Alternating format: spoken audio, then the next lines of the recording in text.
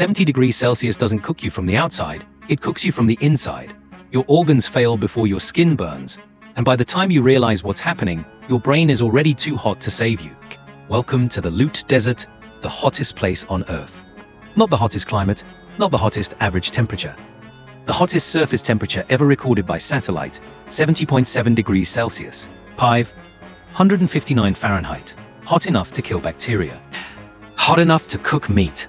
Hot enough that the ground itself becomes a weapon. This place is so hostile that scientists named a region of it Gandom Berrian, which translates to toasted wheat, because allegedly a farmer once left a load of grain here and came back to find it roasted. You're not supposed to be here.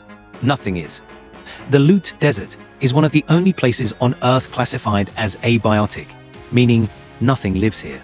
No bacteria, no insects, no plants, no microorganisms, nothing. Just heat, sand, and the mummified remains of things that wandered in and didn't wander out. And now you're here, and you have about 2 hours to figure out how to not become one of those remains. Here's what nobody tells you about extreme heat. You're not fighting temperature, you're fighting thermodynamics. Your body runs at 37 degrees Celsius. The air around you is 70. Heat always flows from hot to cold, and right now, you're the coldest thing in the environment. That means heat is flowing into you. From the air, from the ground, from every direction. Your body's cooling system is desperately trying to dump heat through sweat, but the air is so hot that evaporation barely works. You're not cooling down, you're just losing water.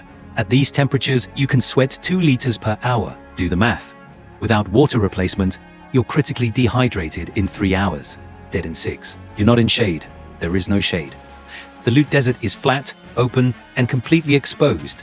The sun isn't just above you, it's reflecting off the sand, from every angle.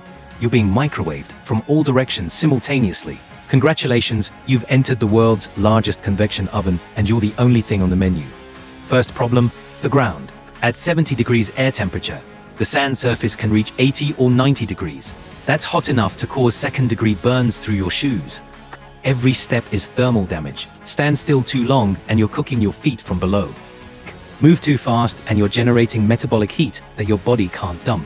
Touch the sand with bare skin and you'll understand immediately why this place has no life. The burn is instant. Not gradual, not warming, instant. You need to get off the ground. Find rocks, debris, anything that creates an air gap between you and the sand. Even a few centimeters of elevation drops the contact temperature by 10 to 15 degrees. If you have a vehicle, get under it, not in it. A car in the Lut Desert becomes an oven.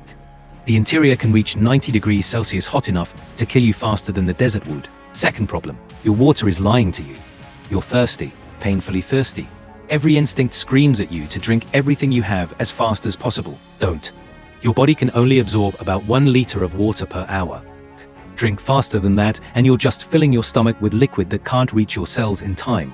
The water sits there, making you feel full while your tissues stay dehydrated. Small sips. Constant intervals. Wet your lips, your tongue, the inside of your mouth before swallowing. You're trying to maximize absorption, not just intake. Your clothes. Every instinct says strip down. Get air on your skin, let the sweat evaporate. That instinct will kill you. In extreme heat, clothing is armor. Long sleeves, long pants, head covering. The fabric creates a microclimate between the cloth and your skin. A thin layer of air that's actually cooler than the ambient temperature. Direct sun on bare skin doesn't cool you, it cooks you. The UV radiation adds thermal load on top of the air temperature. Loose, light-colored, breathable fabric. White reflects sunlight, loose allows air circulation. This is why desert cultures developed robes and head wraps, not tradition. Physics. Thousands of years of people dying until they figured out the right answer. Third problem, timing. You cannot travel during the day. Full stop. Non-negotiable. This isn't advice, it's physics. Moving generates metabolic heat. Metabolic heat plus 70-degree air temperature equals core body temperature rise. Core temperature above 40 degrees Celsius means organ damage. Above 42 means death, cooker. And you're what's inside. You move at night. Dawn and dusk if desperate. The temperature drops to 40 or 50 degrees after sunset. Still brutal, still dangerous, but survivable, with proper precautions. You rest during the day in whatever shade you've created, minimizing movement, minimizing water loss, minimizing the heat your body generates. This is where most people mess up. They panic. They think movement equals progress. They see the horizon and think, if I just walk toward that, I'll be fine. They start moving toward what they think is safety, and they're dead before noon. The Lut Desert is littered with the bones of people who couldn't sit still. Patience isn't a virtue here. It's a survival requirement. Your job during daylight hours is to exist as minimally as possible. Become a rock. Rocks don't sweat. Rocks don't panic, Chip. Be the rock. Hour 3, the headache starts. This is your early warning system. Dehydration headaches feel different from regular headaches. More pressure, less sharp. Like your brain is slowly being squeezed. Hour 5, the cramps hit. Your muscles are running out of electrolytes. Sodium, potassium, magnesium, all leaving through your sweat, not being replaced. The cramps start in your legs, move to your arms, and eventually hit your core.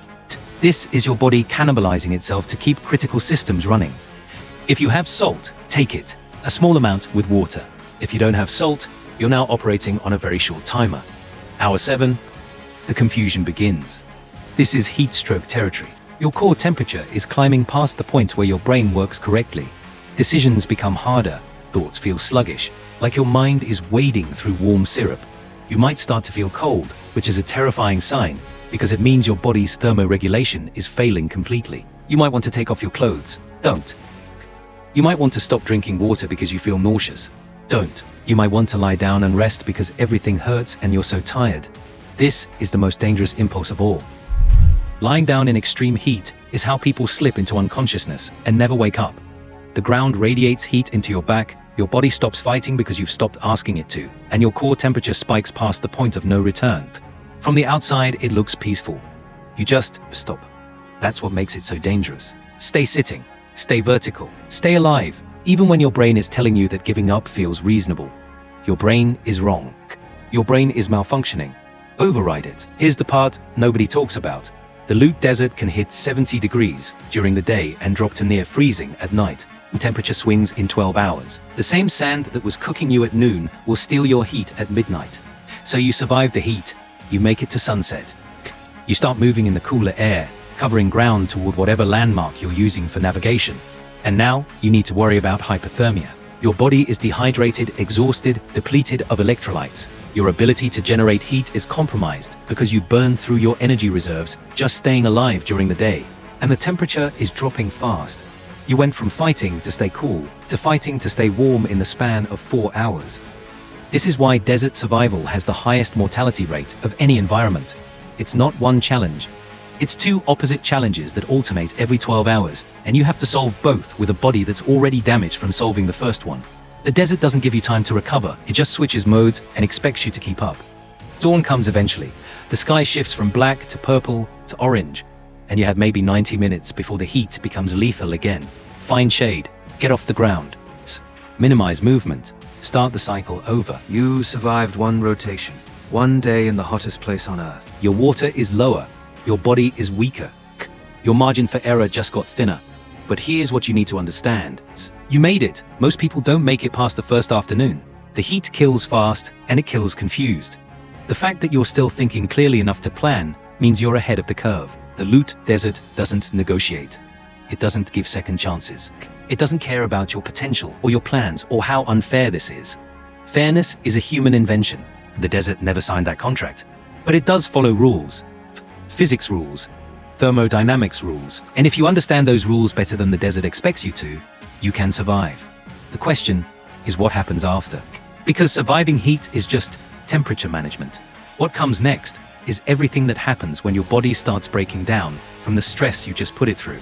The infections that bloom in cracked, dehydrated skin, the organ damage that doesn't show symptoms until days later, the immune system collapse that turns minor problems into major emergencies. That's what we're covering next. How to make antibiotics in a post-apocalyptic world. Because walking out of the Lut Desert alive doesn't mean you're safe.